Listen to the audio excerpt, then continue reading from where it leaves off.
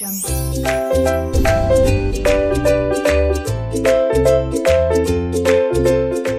guys, welcome back. In today's video, I would like to talk to you about the AllAverages scanner indicator. You can get it from the MQL5 website. I have a 6 days promotion going on. This will be free till Sunday night, 22nd GMT time. I will share all the links in the description box below, but if you get it before Sunday, then this will be free for you forever. But after Sunday, I will make it paid again. So first, I'll just go over the scanner itself, and then I'll go over some of these settings, and finally I'll talk about some example strategies that you could use it for. You can have 36 different types of MA and 22 different types of price to choose from. And these lists, these are inside the indicator itself. So you can get this number for that particular moving average, and you can get this number for the price type. And once you have those, you can set your moving average period list. Now suppose if I have this 3,3, these are for LWMA. So all of these will be for linear weighted moving averages. Suppose if you are more interested in getting TMA or Hull, then you can use this 5 or 8. Now this sequence is very important. Like period 50, that will correspond to this first one. 100 will correspond to this second, and 200 this third. You can have multiple moving averages in this period list, and it doesn't need to be like the fastest moving average needs to be first. It's not like that. Whatever sequence you have here, that will correspond to this, and these sequences that will correspond to your moving average numbers. So right here 1, that's for MA1, and 2, that's for MA2, and 3 is for 3, and so on. And P is for price.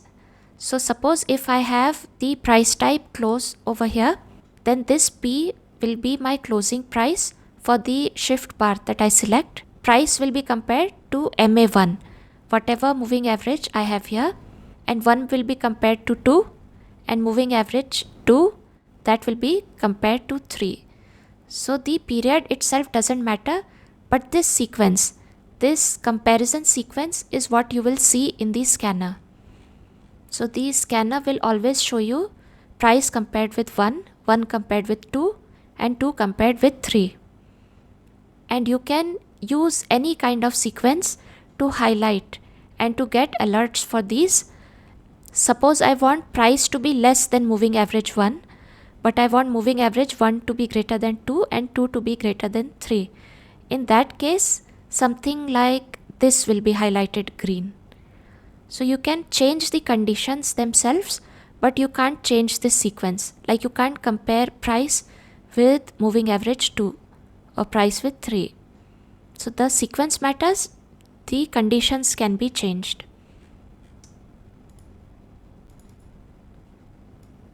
And in the scanner, you can have these time frames. And right now we just have 4, but you can have any number of time frames from this list, and the sequence doesn't matter. And you can use your own custom list to build such baskets if you like. Like right here, by default, we have a USD basket. So all the pairs for the US dollar, they are here. And you can also reverse certain pairs. Like if I'm interested in just the USD, then I will want to reverse this euro. And I will want to reverse this one. But right here, USD is in front, so I don't need to reverse this. Which is why this one, the first pair is reversed. The second one is reversed, and for the third one we have 0, which is the normal value. Fourth is once again reversed, and this one is normal, and finally last one is also reversed. So these reversing of the signals, these will help you figure out this kind of a list, and this will show you like price for H4 is mostly bearish and price has started becoming bullish in M15. So you will see what the US dollar is doing as a whole, and right here this is for AUD. Like this one, these two are reversed. So when you get this exclamation point, that shows that this pair is reversed, and all these others, these are normal, these are straightforward.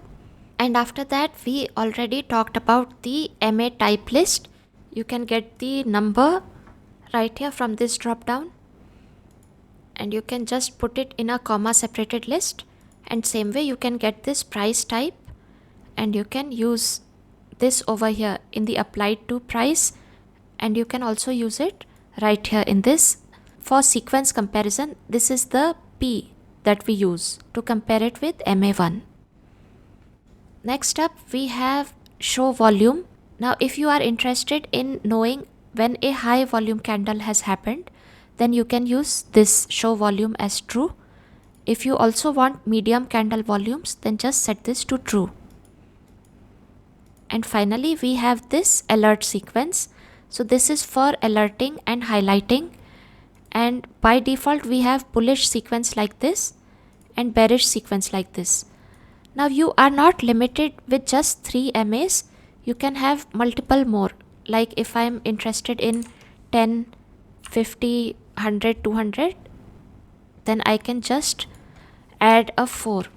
Now if you have this strict match sequence to true, I'll just remove this and I'll go to the default values. If you have this strict match sequence set to true, then it will need this exact sequence to happen here in order to highlight it green or red.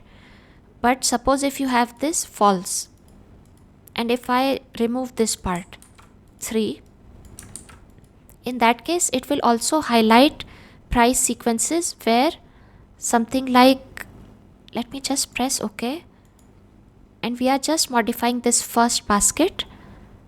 So right here it will also highlight something like this, where the first 3 letters match, but the final one, this one doesn't match. And same way, this kind of thing will also be highlighted. So if you have strict false, then it will just match the part which you have written, and this part could be anything. So I'll go back to setting this to true. Then it will no longer match these, but it will also not match this because I do not have 3 over here. So none of these pairs will actually match. So that's what the strict true or false does. And next up, you can also alert on the first candle of the sequence. So if you have this set to true, then you will only get alerts when the very first match happens, and you won't get alerts for subsequent candles. So when I first load the scanner, I will get all of these alerts, even though right now these matches haven't just happened.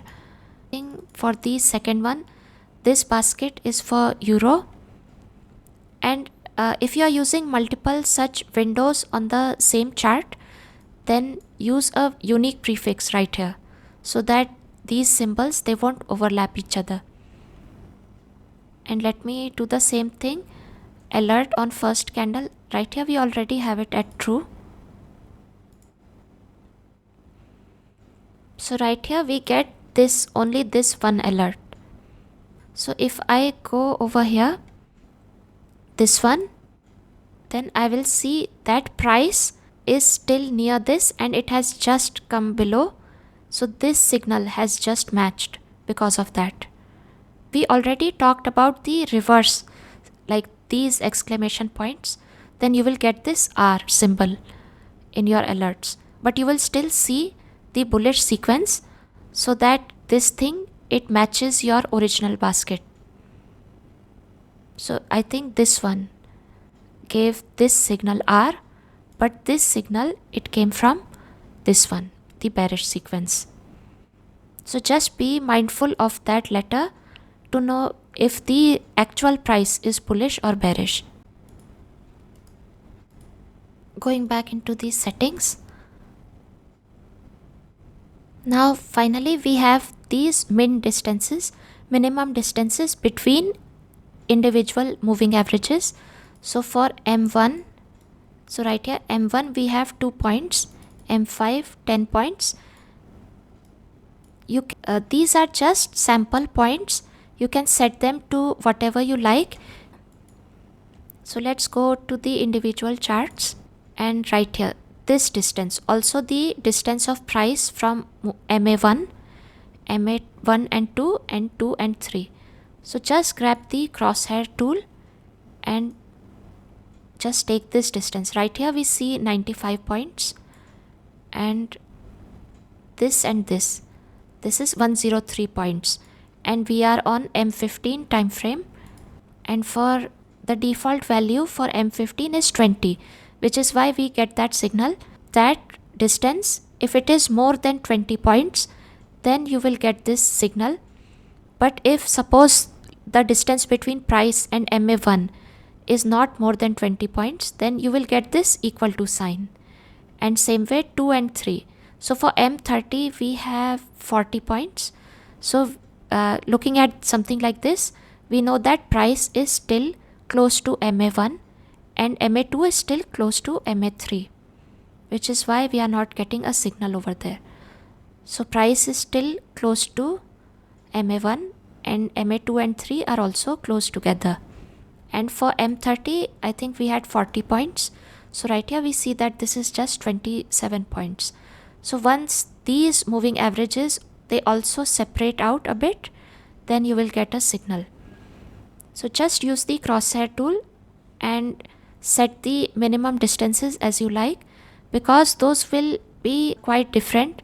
Like for forex pairs it will be different, Bitcoin will be something else, gold etc. will also be something else. So if you are making your own baskets, then you can have separate ones with different minimum distances. And if you remove that altogether, if you remove this line, leave it blank, in that case it will not look for any min distances right here. So you won't get that equal to sign anywhere. So just be mindful of that. I'll set, and right here you can set your own bullish or bearish text colors. So whenever this highlight happens, and these are all for the alerts, you can get pop-up alerts, or you can get push notifications, email alerts or file alerts. And if you want to debug, like suppose if you are testing out multiple kinds of moving averages, and if you want to see debug messages for a particular trade pair, then just add that over here. This is not a comma separated list, just add a single pair right here and add a time frame, and when you press OK, you will see all the moving average values. So right here you will see all of these values and which MAs you are currently using. So right here MA type list, we have set this one to EMA, and suppose if I have like 3 or 5 or 8, then in the debug messages you will also get those moving average lists. While it's refreshing, you will also see this refreshing word. So you can use those to compare. Okay, I'll set that back to LWMA. And all of these settings, I already talked about the prefix, and you can set the shift bar. So by default this will be 1, but if I set this to 0, then it will take the price from the current ongoing bar. And you can set all of these other values. You can also set the X and Y position. If you think that these font sizes are too small, I actually have used very small size by default so that you can fit multiple baskets over here, but you can increase the size to whatever you like. And suppose if you do not want to use custom list, if I remove this, in that case it will use your market watch. So whatever pairs you have, it will add all of those pairs here if you don't use the custom list So just be careful, because if you have too many pairs, like if I select show all, then I have these many pairs in the list, and if the scanner tries to add all of these pairs, then it will take a really long time to load. And if you have set your refresh after ticks to a very low value, then it might not refresh on time and it will keep trying to refresh it, which is why your MetaTrader might hang. So just be careful to only use maybe 20 or 25 pairs in one particular window, and then you can have other windows where you can add even more pairs. And one known issue I wanted to talk about, like this is the last window. Like as you keep adding more windows, then the last window which you add, when you move that, the chart behind it, it won't move. But if you move any of these previous windows, the chart behind it moves. That one goes to the top of the chart by default, and all the other indicators go behind it. Like if I press OK, then it will go back to its original position, and this indicator will be on top of all the others. So when you move the ones behind, the chart also moves. This is a known issue, and this has to do with these MetaTrader objects. So just be mindful of that. And let me set this back to just the forex pairs.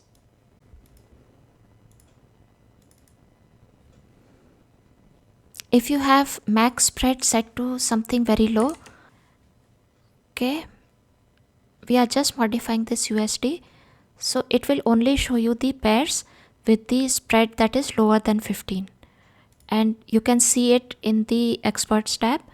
If the spread is too high, then those pairs will be skipped. If you set it back to 0, then it will disable that. You can also use a particular template file. Anything that you have in your templates folder, you can add it over here. Or if you create multiple folders, like I sometimes like to organize based on the projects that I'm working on. So if you have multiple folders, just add the exact folder structure that you have inside the templates folder. And then if you click on any of these, it will open that template in the new window. And right here, just for sampling, I have set the condition separately, that price is, you can also set something like this, like price is above MA1, but these are stacked. Or you can set it, suppose if you want price to be close to MA1, like you want price to bounce off MA1, but you want all of these others to be stacked, then you can have a sequence like this. So that will show you when price is still near that MA1. So going over here, price is just bouncing off moving average 1, and all the other moving averages, these are stacked separately. So based on what strategy that you are using, you can use any of these. Like if you want these MAs to be stacked far away and price to also be far from it, then you can use something like this. And the V, this letter V, it shows that price is in a high volume move and it's mostly bullish for this one, for this basket. So just go over this scanner, and if you can get it for free right now, I'm sure you will enjoy it. And let me know in the comment section below what you think. And also if you can leave a review on the MQL5 website, that would really help me. I hope you enjoyed this video, and I'll see you in the next one. Thanks so much for watching, guys. Have an awesome trading week.